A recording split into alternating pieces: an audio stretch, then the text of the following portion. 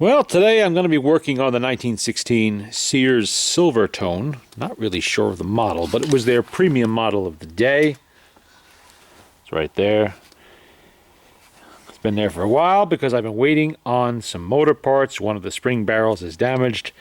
Both of the springs were broken on this motor. I don't know how they managed to accomplish that. I mean, it really takes talent. Generally, one spring will break, and then you can't crank the motor anymore, so you can't break the other spring.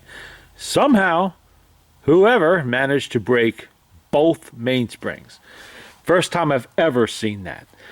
Well, this is actually a SAAL Model AA, and kind of a nice looking motor. I mean, it's very heavily built, showy a little bit, nice big brass tag on there. It's upside down, I know, but trust me, it says SAAL Motor.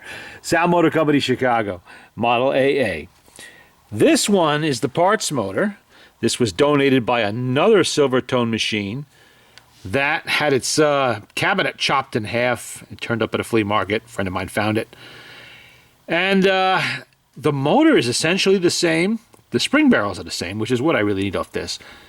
But you can see that there have been some changes made. This machine was probably about 1918, 1919, somewhere around there, maybe 1920.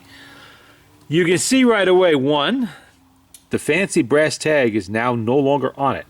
Possibly the SAAL Motor Company sold the rights to this to whoever was manufacturing the phonographs for Sears, or they just amended it to, swiftен the process of making the motors and make them a little cheaper maybe.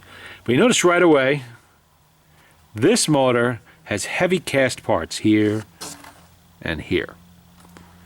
This one, they've gone to pressed steel. It just says patent pending on top of that. The governor remains the same. Like I said, spring barrels remain the same. The gears also look to be all the same. Let's see if we can get a better look at that. It has a fiber gear that is Heinemann style pressed between two pieces of brass. That remains the same. A little hard to see there because it's greasy, but it is. You can see they changed the linkage here for the friction pad. That's become a little less complex on the newer motor. Fewer parts. Speed, it kind of streamlines production. Same with the bracket on the side there. Gets a little bit, different. Obviously, this later one had a female crank, while the older one had the male crank. Usually it's the other way around.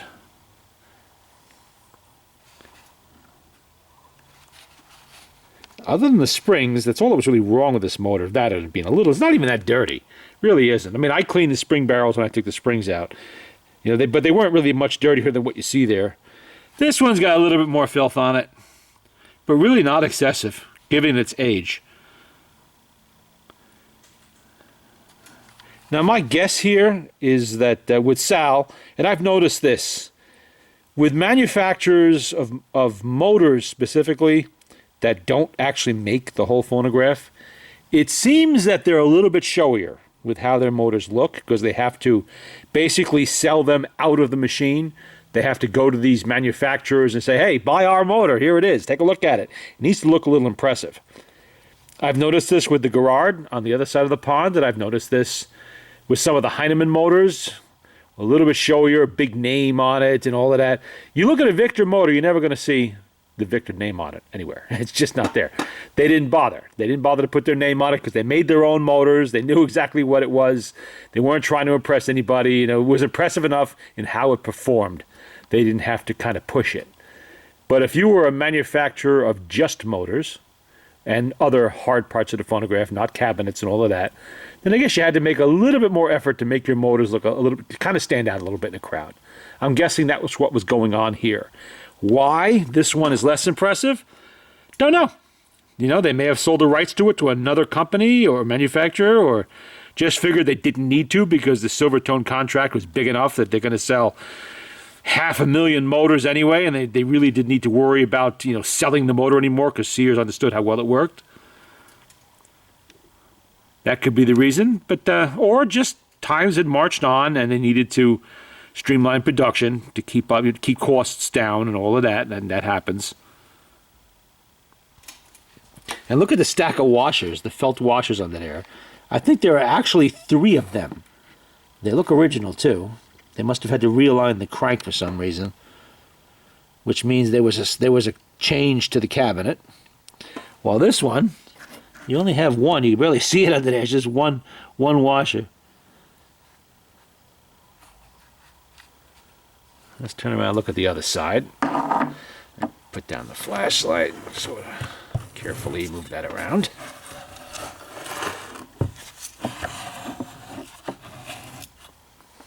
See all the gears.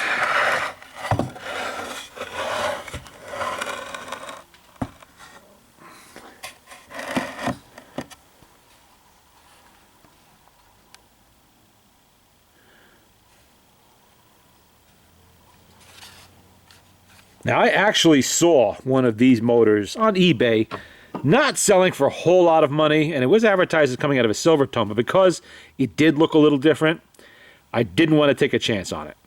You know, I could wait. This is not a big hurry here. And it's mostly just a friend of mine wants to hear this phonograph work, because he's the one that found it and negotiated its sale and all of that. So I'm just fixing it mostly to make him happy. And yeah, it looks exactly the same. I see no difference whatsoever on those spring barrels, the gears. Even the body of the motor pretty much does remain the same. I don't see any difference on the body of the motor itself. Just, you know, here in these plates on the side and on the top. They've made them out of pressed steel, which probably did save a considerable amount of time and money to do that, instead of having to cast them from cast iron and all of that. But I didn't want to take a chance on this being the wrong barrels, and this would have ended up costing me like $60 or $70. Either that wasn't with shipping and everything else, because shipping's not a joke anymore. And then he found this at the flea market, and that worked out very well. Because it was only about, I think, all told, I'm into it for $30 for the whole machine. And that included the entire motorboard, tone arm, reproducer, crank. Not that I'm going to use all of those parts, but they're there. Various bits of hardware. Plus I got the remains of the cabinet itself, which unfortunately was missing this nice panel here. And it was actually, would have been different anyway, but, and I could have used the doors. That would have been nice to kind of repair that, but not much I can do. I mean, these cabinets were really showy. I mean, look at this detail on here. All these carvings on here like this. Very nicely done. This is mahogany. And it's definitely showing some age on that finish. But we'll get into that later. Just a look at the motors for now, since they're both here side by side, in case anybody else has the same problem with a Silvertone. Looking to source parts, because they're not always easy to find, these motors. You know, Silvertone did not sell, or Sears did not sell in the volume that Victor did. Victor motors are very easy to find. They're all over the place. I probably have 30 or 40 of them myself, just extras I've picked up over the years. But a SAAL, not so much. You really either find them in whole machines, or you rarely find them loose in the wild. At least that's been my experience. And when I did find them, they were a wee bit on the pricey side, because, you know, they're not that common. So if you're in the same dilemma, something's broken, missing, whatever, you now know that this is basically the same motor as the older one. They've just changed a few minor parts to streamline production, but the major ones remain the same. They really haven't done anything different. And this does have good springs in it too. So I don't have to worry about that either. This motor's functional. You crank it up, it will spin. And there you go. The SAAL model AA, and I guess whatever they called this one, the SAAL, another type of SAAL, or maybe somebody else owned the rights by then, who knows. But at least it solves my problem, and I can get this machine going. The only other problem I have is the reproducer.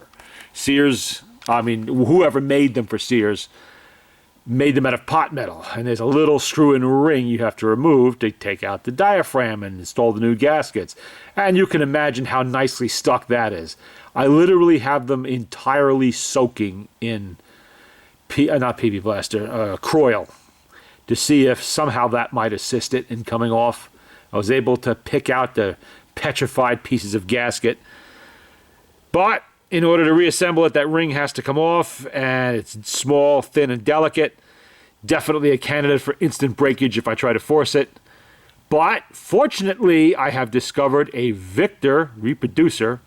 The Exhibition, the number 2 or the number 4, will fit on that Silvertone tone arm. It will fit on there at the proper 45-degree angle of the needle, everything. So I lucked out there. So I can test it with a Victor reproducer.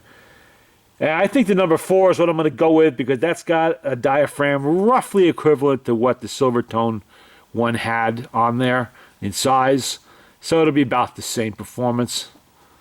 Like a Columbia, was it the Columbia number 7? I think it is, around there. Alrighty. To work. We got some scrubbing to do.